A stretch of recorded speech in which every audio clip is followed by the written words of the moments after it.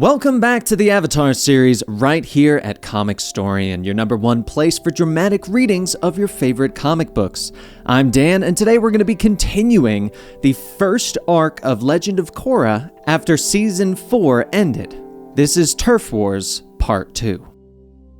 Oogie flies through the air, heading towards the spirit portal within Republic City. Riding on his back, Korra thanks Tenzin and his family for making the trip with her, and she's hopeful that the Airbenders can help convince the spirits that she is still on their side. After the battle last night, I'm afraid the spirits think I've turned my back on them, she tells Tenzin. As they pass through the portal, they look down in shock at the field of dead flowers below them.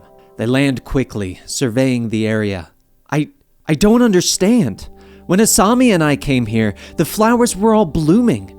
There were spirits everywhere, and now they're all gone, she whispers. Tenzin nods, placing his hand on Korra's shoulder. He knew that this place was special to Asami and Korra. I'm very happy for you, by the way, he tells her with a smile.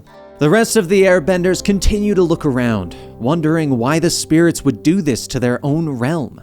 To protect themselves. It's a warning. I think the spirits are trying to tell us that they don't want humans to step foot in their realm anymore, Korra tells the group. Ikki reaches down to touch one of the dead flowers, her finger grazing it before Korra can stop her, and the dead plant suddenly begins to grow thorns. Reaching out and wrapping itself around her arm, Korra rushes over, firebending quickly to cut through the plant. The other dead flowers begin to grow and reach for the rest of the benders.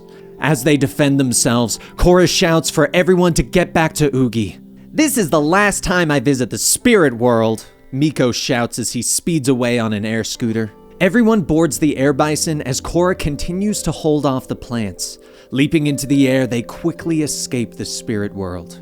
But as they exit, Korra looks down and is shocked to see the united forces are placing a defense around the massive portal. They land quickly with Korra demanding to know why General Iroh is setting up a perimeter around the portal. We are here under the president's orders. After last night's battle, he wants the portal on lockdown, Iroh explains to them. Angry, Korra explains that she is trying to smooth things over with the spirits, and this will only make them angry. Tenzin steps forward, offering to have the Air Nation watch over the portal. Yeah, nobody is better at restoring peace and harmony than us, Ikki shouts. General Iroh thinks about this for a moment, but finally explains that they will have to go speak with President Raiko. Oh, you bet I will, Korra snaps as she storms away. Meanwhile, at the police station, Lin Beifong is finishing reading Mako and Bolin's report of last night's fight. What does this last part say? I can barely make out the handwriting, she says, squinting at the paper. Oh, it says, then in a surprising turn of events, Korra and Asami kissed. The end, Bolin tells her. Mako is of course embarrassed by his brother, but Beifong doesn't focus on the information, but instead begins to yell at Bolin for his sloppy handwriting. Before they leave, Mako tells the chief about Korra's hunch about Wonyoung Kyum hiring the triple threats to attack the Airbenders. Mako explains about the situation with Kyum trying to keep the Airbenders off his land, and believes that it might be worth looking into. You will do no such thing! Beifong shouts, slamming her hand against her desk.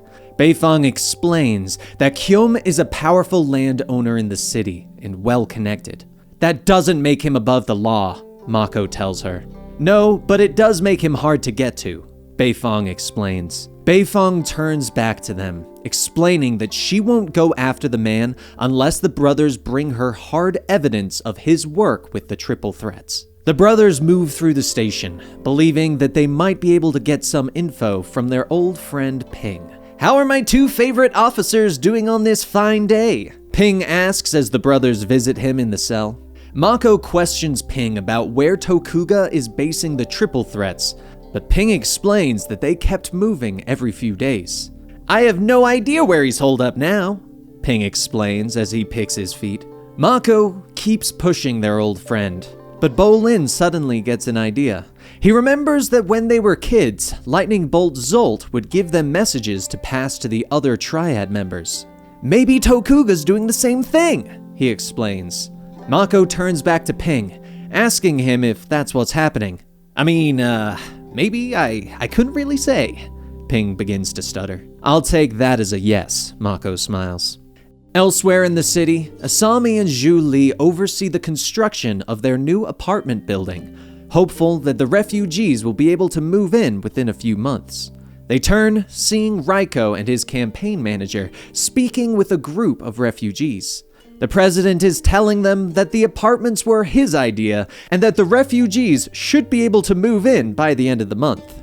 Asami and Zhu Li come over to try and speak with the group, but Raiko uses it as a photo op and quickly begins to leave. He is interrupted though, as Korra lands nearby with Ugi and Tenzin.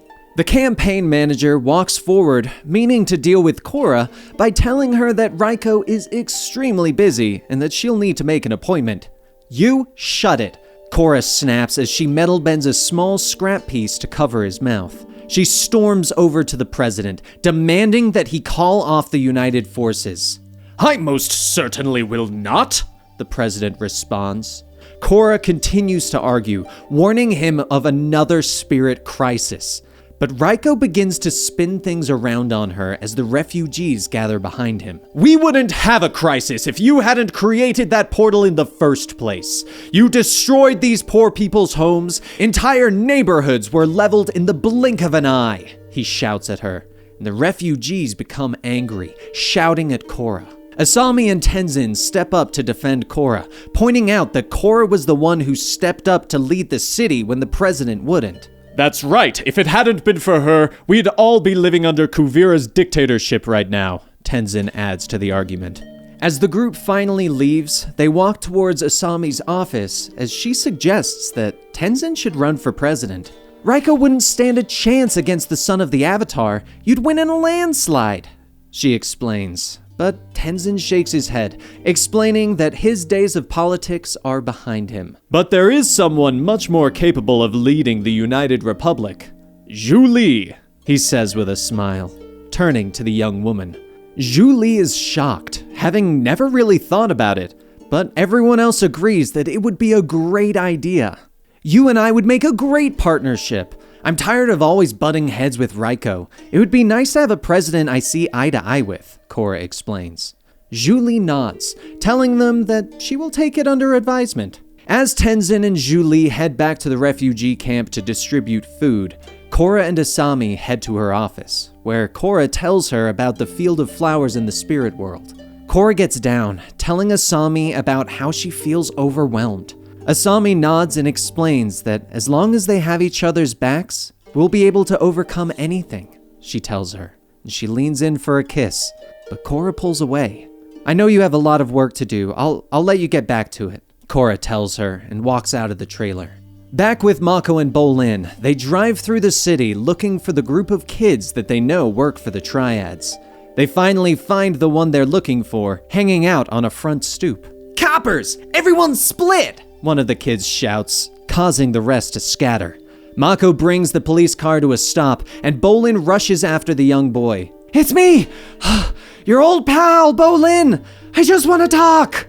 He huffs as he follows him into an alley. He throws up a wall of earth, but the boy leaps over it with no problem. See you around, slowpoke! He laughs as he lands on the other side, right into Mako. It's been a while, Scoochie. How you been? Mako asks, pushing the boy against the wall. Doing fine until you two mooks showed up, Scoochie snaps. The two brothers begin to question the boy, asking if he knows where the Triads have been holing up. But Scoochie is giving them the runaround, and Bolin suddenly drops into his bad cop routine. Quit lying and answer Mako's questions, he shouts. Scoochie finally tells them that he heard the Triads were holed up in a warehouse down at the pier. As the boy starts to leave, he reminds them that they didn't get the information from him. That night, in her office at the construction site, Asami senses someone outside her window. Her hand dips into one of her desk drawers as the door opens. 3 people come in, with the leader sitting on Asami's desk. We're here to help you, sweetheart, the woman says. The woman is Jargala Omo, leader of the Creeping Crystals gang. She smiles, explaining to Asami that the triple threats are trying to take all of the turf in this area. But the Creeping Crystals are happy to provide you protection in exchange for a small monthly fee. But Asami stands, pulling out her shot glove and telling the criminals that she isn't interested. Cute weapon. You know how to use it? Jargala asks. And Asami nods and tells her, I'm happy to give you a demonstration. But Jargala just smiles, turns, and leaves with her crew. And as they leave, Asami lets out a sigh of relief. Elsewhere in the city, members of the Triple Threat sit around a table while playing cards. They discuss the arrival of Tokuga and if he is really good for the Triple Threats. They point out that he promised them that the Triple Threats would be expanding, but so far, they've only lost ground in the city. The conversation, however, is interrupted as Tokuga's tentacle wraps around the neck of one of the oldest members, and he slams him through the table, scattering the chips, cards, and money. He glares at his gang members, shocking them all by his new visage. Take a good look. This is the new face of your leader, so you better get used to it, because I'm not going anywhere, he shouts at them. He explains that he has become stronger, faster. His mind has sharpened. He tells them that he has made a deal with Won Young Kyum to finance them, while also giving them access to the military hardware that was confiscated from Kuvira. At the pier, the police begin their raid on the Triple Threat's warehouse. They move forward, with Beifong using her seismic sense to sense 12 people inside. She kicks in the door, rushing in alongside Mako and Bolin. Police! Everyone freeze! She shouts. But they are shocked to discover that the 12 people are all dummies. Everyone out! Now! Mako shouts. The room explodes and Mako stands ready for the flames. He drops down and pushes back against the massive explosion with all of his bending abilities. And moments later, the flames have been contained. Mako turns to the chief, apologizing and believing that their lead was solid. It's not your fault. Tokuga was one step ahead of us, but I won't let him outsmart us again, Beifong tells him. Mako watches the officers begin to sweep the room for any evidence that might have survived. They're not going to find anything down here, but there's still one last lead we haven't followed up on yet, Mako whispers to his brother. If Won Young knows something, he's our only shot at tracking down Tokuga. The next morning, Mako and Bolin are in the lobby of Kyum's offices, trying to get up to see him. I'm sorry, if you don't have an appointment, I can't help you, the receptionist tells them. 2 security guards come over to escort them out, but before they can leave, the guards want to ask them some questions. Is Mr. Kyum in some kind of trouble? One of the guards asks. And they explain that Kyum hasn't showed up for work in a few days. We haven't informed the employees yet, though. We don't want to alarm anyone, they tell the brothers. They explain that they have been investigating on their own, but Kyum hasn't been at home either. Tokuga, Mako hisses as he looks at his brother. At the construction site, Korra is shocked to see all of the extra security around. Entering Asami's office, Korra questions if it's about what happened to Mako and Bolin, filling Asami in after she explains that she hadn't heard. I had a small scare last night too, but nothing like that. A few thugs showed up and threatened me unless I paid up, Asami explains. And Korra becomes angry, offering to pay the creeping crystals a visit to get them to back off. I can handle this myself, Asami explains, putting her hand on Korra's shoulder and telling her that she doesn't want her help. Okay, fine, Korra snaps, pulling away. But Asami tries to explain that she doesn't want Korra to feel like she has to be on avatar duty every time that she has a problem. Asami comes forward, pulling Korra into a hug and telling her that she's got this. But I would like to take you out if you're not busy tonight, Asami offers. They agree to meet at Fawn's Dumplings at 8. At the refugee camp, Zhu Li is fuming that President Raiko hasn't delivered the food supplies that he promised the refugees, and is instead allowing them to get tied up in customs. Varric finally leads her into the tent, offering her a massage. What would you think of me running for president? She finally asks him. Varric stares at her for a moment, stunned. I love it! He finally shouts with a big smile. Zhu Li is shocked. She tells Varric that she doesn't know if she could handle losing to Raiko, and if she wins, she doesn't know if she could handle the city's problems becoming her problems. Zhu Li, you are the most tenacious, brilliant, inspiring woman I know. The people love you. If you really want this, Raiko doesn't stand a chance, Varric tells her with a large smile. Zhu Li stands up, a look of determination on her face. You're right. I'm in, she says with confidence. That night, Korra waits at Fawn's dumplings, and as time passes, there's still no sign of Asami. Finally, she stands and rushes to a payphone. She dials Asami's office, but no one answers.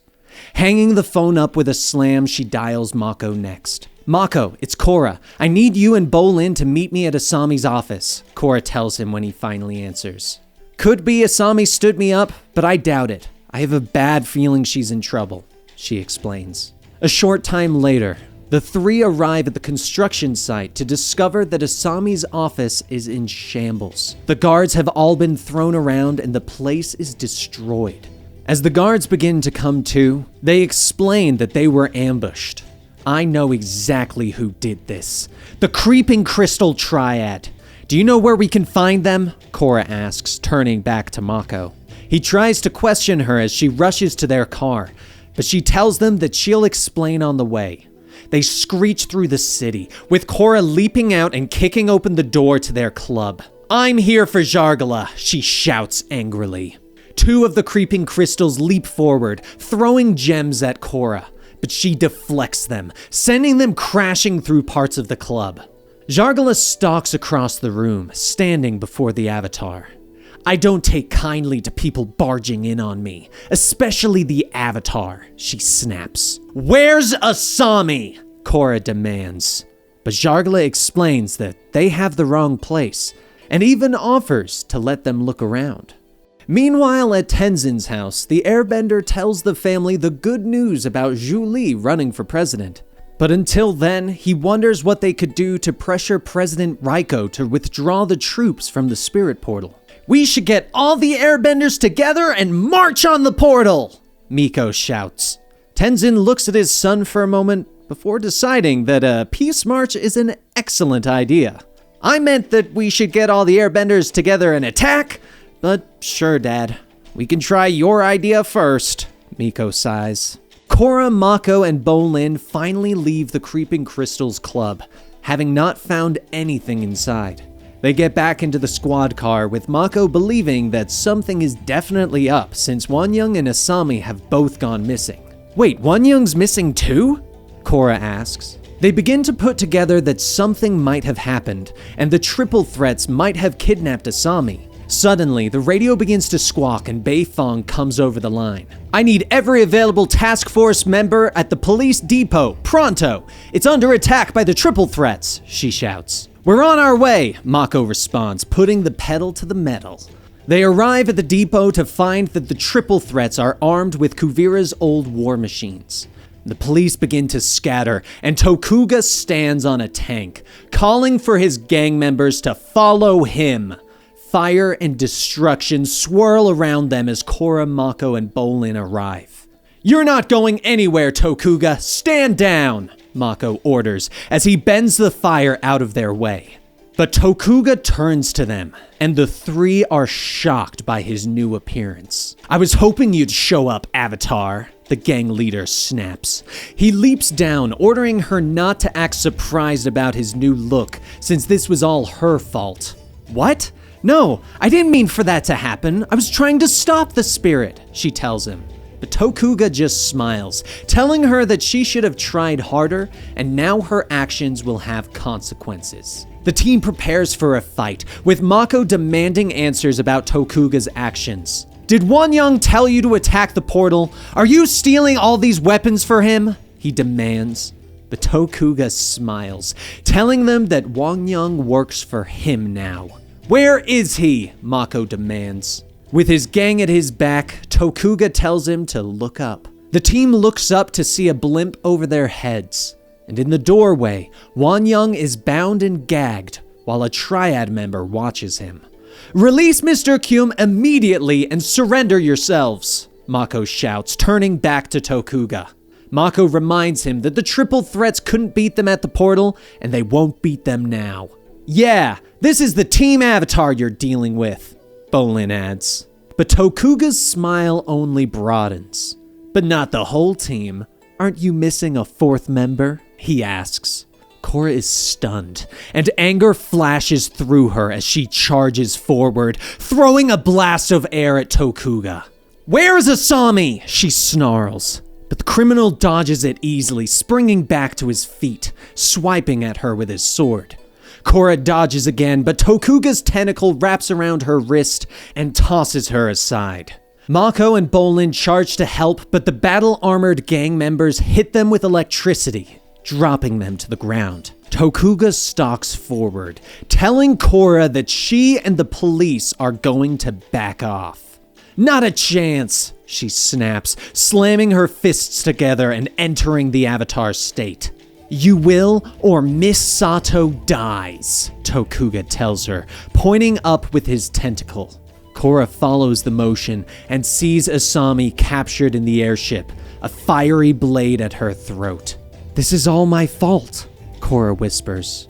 And moments later, Tokuga rides a tank towards the city, leading the triple threats behind him. It's time to lay claim to our turf, he shouts. And that is where we are going to end part 2 of Legend of Korra Turf Wars. I hope you guys enjoyed this, and if you did, please be sure to give the video a like, subscribe to the channel, click the bell icon to get the notifications, and leave a comment down below. And if you want to find more of me, Dan T. Producer, you can find me on Twitter and Instagram at Dan T. Producer. You can also find me on Twitch at Cyloo91, that's CYLOO91. You can also support Comicstorian by going over to our Patreon, patreon.com/Comicstorian, where $2 gets you access to early access content and some exclusive podcasts. Thank you guys so much, and I will see you next time with Turf Wars Part 3.